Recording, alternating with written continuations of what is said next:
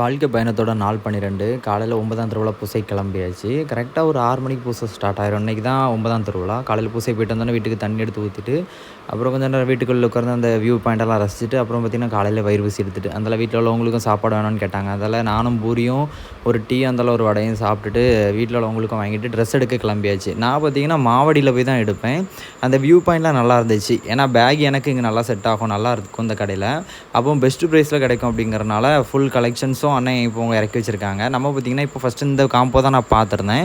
அப்புறம் இன்னொரு காம்போ நான் செட் பண்ணி ஃபார்மல்லையும் செட் பண்ணி பார்க்கலாம் நல்லாயிருக்கும் அப்படின்னு பார்த்தேன். அப்புறம் இந்த ஒரு பேக்கும் நல்லா இருந்துச்சு. இது இன்னொரு நாள் எடுக்கணும். ஒரு பேக் செட் எடுத்துகிட்டு அந்தளவுக்கு கிளம்பியாச்சு. மெயினாக அத்தர் தான் நமக்கு முக்கியம். ஏர்வாடியில் இந்த கடையில் வாங்கணும்னு ரொம்ப நாளாக யோசிச்சுட்டே இருப்பேன். ஆனால் நான் வர டைமில் இந்த கடை பார்த்திங்கன்னா மூடிடும்.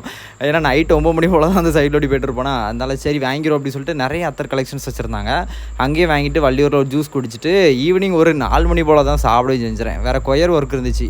கொயருக்கும் போயிட்டு அப்புறம் ரெடி ஆகிட்டு ஈவினிங் பார்த்திங்கன்னா ஆசீர்வாது கிளம்பியாச்சு. இன்றைக்கி தான் 9ஆம் திருவிழா, நல்லா சிறப்பாக இருக்கும். அதனால் நைட்டு பார்த்திங்கன்னா இட்லியும் மட்டனும் சாப்பிட்டுட்டு வான வேடிக்கைலாம் பார்த்துட்டு தேரில் கும்பிட்டுட்டு அப்புறம் பார்த்திங்கன்னா ஃபோட்டோலாம் நல்லா மேக் பண்ணிவிட்டு நைட்டு பார்த்திங்கன்னா வீட்டில் கேக் வாங்க சொன்னாங்க. ஆனால் எனக்கு கேக் வாங்க மைண்டே இல்லை. அதெல்லாம் சாக்லேட் சரி வாங்க சொன்னாங்கன்னு சொல்லிட்டு வாங்கிட்டு அண்ணன் டைம் பேக் எப்படி இருக்குன்னு கேட்டு தேன்குழல் தானே ரொம்ப முக்கியம். அப்புறம் பார்த்திங்கன்னா ஒரு வாழைக்குலை தேரில் எடுத்து வைக்கணும்னு சொன்னாங்க. அதையும் எடுத்து வச்சுட்டு டீ குடிச்சிட்டு இன்றைக்கான நாளை முடிச்சிட்டேன்.